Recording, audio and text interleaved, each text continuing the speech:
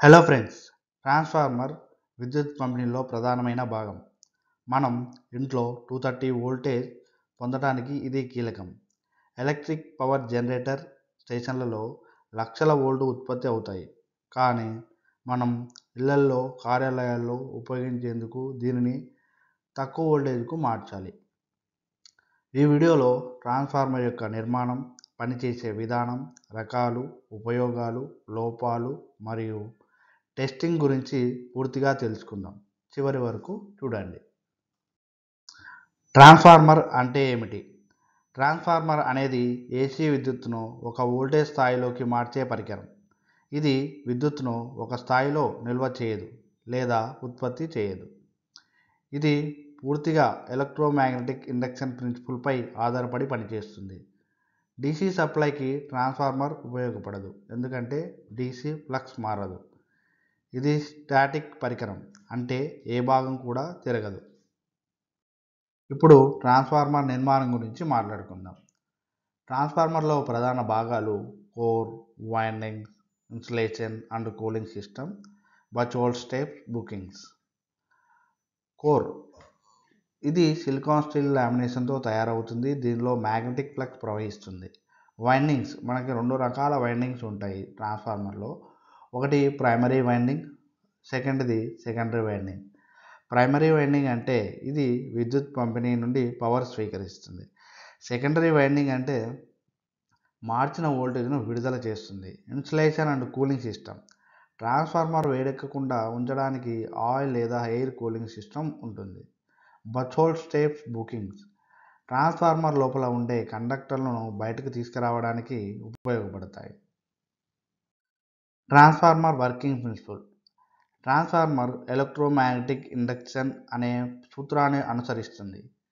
దీని పనిచేసే విధానం: ప్రైమరీ కాయిల్ను ఏసీ సప్లై ఇవ్వడం వల్ల మ్యాగ్నెటిక్ ఫీల్డ్ ఉత్పత్తి అవుతుంది. ఈ ఫ్లక్స్ పెట్రేట్ కోర్ ద్వారా సెకండరీ కాయిల్ వరకు వెళుతుంది. ఫారడే యొక్క ఎలక్ట్రోమాగ్నెటిక్ ఇండక్షన్ లా ప్రకారం ఈ మారుతున్న మ్యాగ్నెటిక్ ఫీల్డ్ సెకండరీ వైండింగ్లో ఓ కొత్త వోల్టేజ్ను జనరేట్ చేస్తుంది. Primary and secondary voltage terms ratio ద్వారా నిర్ణయించబడుతుంది. Formula V1/V2 = N1/N2. ఇక్కడ V1 primary voltage, V2 secondary voltage, N1 primary turns సంఖ్య, N2 సెకండరీ టర్న్స్ సంఖ్య. ట్రాన్స్ఫార్మర్ రకాలు మనకు ఫంక్షన్ ప్రకారం తీసుకున్నట్లయితే 2 టైప్స్ ఆఫ్ ట్రాన్స్ఫార్మర్లు ఉంటాయి. 1 step down transformer, step up transformer. Construction ప్రకారం తీసుకున్నట్లయితే మనకు 2 టైప్స్ ఆఫ్ ట్రాన్స్ఫార్మర్లు ఉంటాయి. Core type and shell type transformer.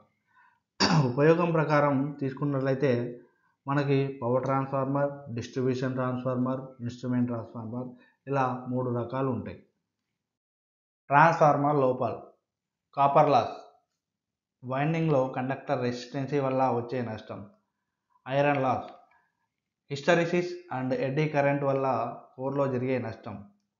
Flux leakage, ఇది కొంత మ్యాగ్నెటిక్ ఫ్లక్స్ కోర్ బయటకు పోతుంది. మెకానికల్ లాస్, కంపనం, శబ్దం వల్ల వచ్చే నష్టం. Transformer testing methods: open circuit test, ఇది ఐరన్ లాస్ కొలిచేందుకు ఉపయోగిస్తారు. Short circuit test, copper loss కొలిచేందుకు ఉపయోగిస్తారు. మెగ్గర్ టెస్ట్, ఇన్సులేషన్ చెక్ చేయడానికి ఉపయోగిస్తారు.